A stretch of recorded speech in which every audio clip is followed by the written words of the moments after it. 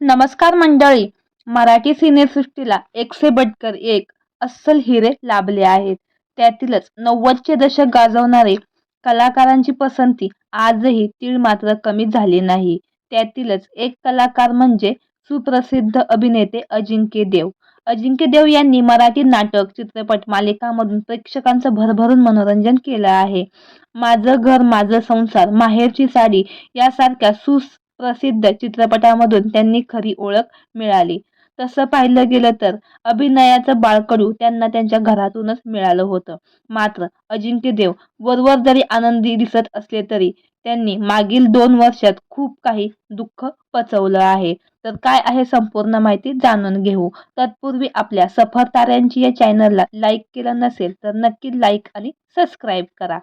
मराठी आणि बॉलिवूड चित्रपटांमध्ये दमदार भूमिका साकारलेल्या ज्येष्ठ अभिनेत्री सीमा देव यांचं दीर्घ आजाराने दुःखद निधन झालं.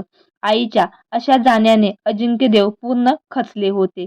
कारण आईच्या निधनाच्या अगोदर काही महिन्यापूर्वी त्यांचे वडील ज्येष्ठ कलाकार रमेश देव यांनी वयाच्या 91व्या वर्षी अखेरचा श्वास घेतला होता. हृदयविकाराच्या झटक्याने त्यांचं निधन झालं होतं. त्यामुळे अजिंक्य देव खूपच खचले होते. आजवर रमेश देव आणि सीमा देव यांनी प्रेक्षकांचं भरभरून मनोरंजन केलं आहे. रमेश देव यांनी देखील मराठी नाटक, मालिका, चित्रपट तसेच हिंदी मालिकेमधून चित्रपटामधून त्यांनी प्रेक्षकांचं भरभरून मनोरंजन केलं आहे. तर मंडळी, तुम्हाला दिवंगत अभिनेते रमेश देव यांचा कुठला चित्रपट जास्त आवडतो हे आम्हाला कमेंट बॉक्स मध्ये नक्की कळवा. धन्यवाद.